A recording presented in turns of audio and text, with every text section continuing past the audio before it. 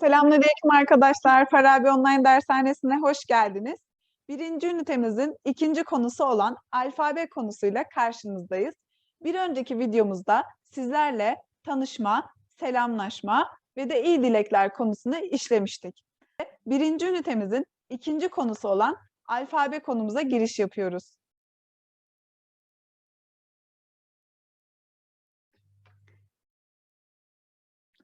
Evet arkadaşlar, tabloda gördüğünüz gibi alfabemiz 29 harften oluşmaktadır. Bu harflerin 8'i ünlü harf, 21'i ise ünsüz harftir. Tabloda görüldüğü üzere yeşil ile boyanmış harflerimiz ünlü harflerdir. Ünlü harfler kendi aralarında ikiye ayrılırlar. Kalın ünlüler ve de ince ünlüler. Kalın ünlüler A, I, O, U harfleri, inceler ise E, I, Ö, Ü harfleridir. Alfabemizde bulunan 29 harfi size tek tek tanıtmak istiyorum arkadaşlar. Alfabemiz A harfiyle başlıyor arkadaşlar. Telaffuzlarıma dikkat ederek siz de video bitiminde aynısını tekrar etmeye çalışın. Anahtar, araba, asansör, B, B, bardağın B'si, buzdolabı, bisiklet, bisiklet, C, ceketin C'si, cüzdan, ceviz, Ç, çorabın Ç'si, çorba, çatal, D, dünyanın D'si, dolma, domates, E, ekmek, elma, eldiven, F, fırın, fındık, fermuar. Arkadaşlar F harfine özellikle dikkat etmemiz gerektiğini düşünüyorum. Çünkü sonradan Türkçe öğrenen arkadaşlarımız F harfiyle P harfini çok karıştırıyorlar. O yüzden özellikle buna dikkat edelim lütfen. Fırın, fırın değil, fırın. Fındık, fındık değil, fındık. Fermuar, fermuar. G, gözlüğün G'si. Güneş, gemi. Yumuşak G, G. Bunu telaffuzunda çok zorlanmayız arkadaşlar. Çünkü Uygurca'da da çok sık kullanılır. Yumuşak G ile başlayan kelime bulunmamaktadır. Genellikle kelimenin ortasında veyahut da sonunda kullanılır. Kağıt, dağ, yağ. Hemşirenin H'si. Halı, hediye. I, ışıktaki I. Ispanak, ıhlamur. İ, itfaiyedeki İ.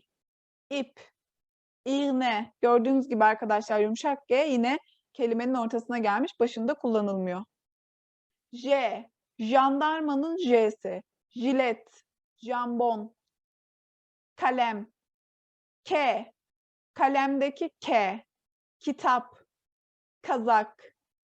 L, limondaki L. Lavabo, lokum. M, makas, makarna, merdiven. N, not, nota, nar. O, otobüs, orman, okul. Ö, öğretmen, öğrenci, ördek. P, para, patlıcan, pırasa. F ile karıştırdığımız harf genellikle P oluyor arkadaşlar. Dikkat edelim. R, rendedeki R.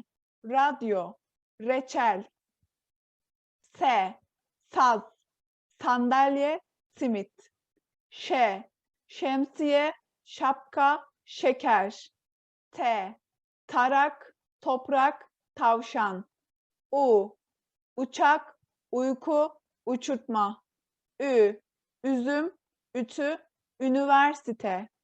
V, vapur, veteriner, vazo. Y, yatak, yangın, yağmur. Z, zeytin, zengin, zarf.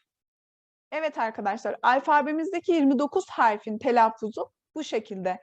Lütfen siz de videoyu izledikten sonra Aynı benim okuduğum gibi harfleri tek tek telaffuz etmeye gayret gösterin.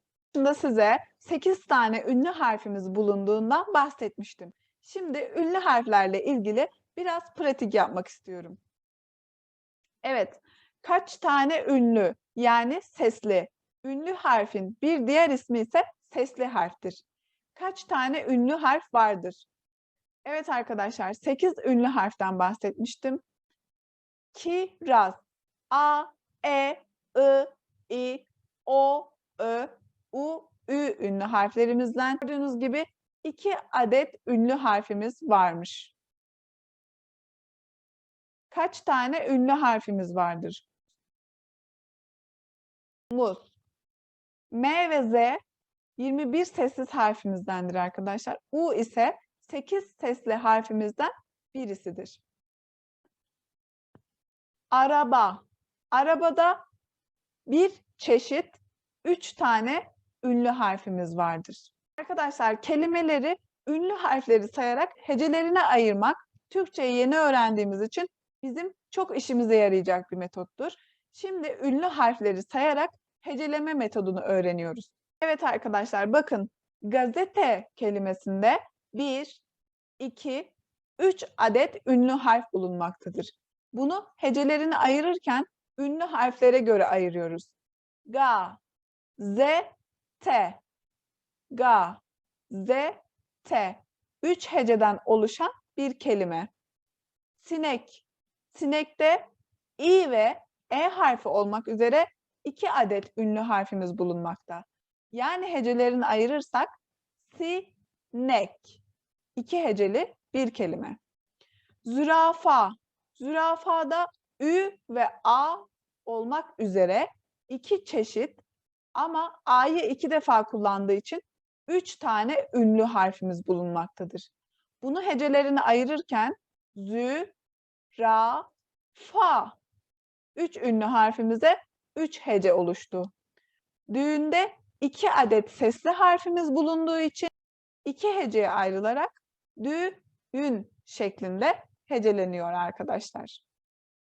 Evet arkadaşlar heceleme yöntemi de bu şekilde. Sizler de ünite sonunda size PDF şeklinde vereceğim kelimeleri ünlü harflerini sayarak tek tek heceleyin lütfen. Evet arkadaşlar, birinci ünitemizin ikinci konusunun da sonuna gelmiş bulunmaktayız. Bir sonraki videomuzda görüşmek üzere. Allah'a emanet olun, hoşça kalın.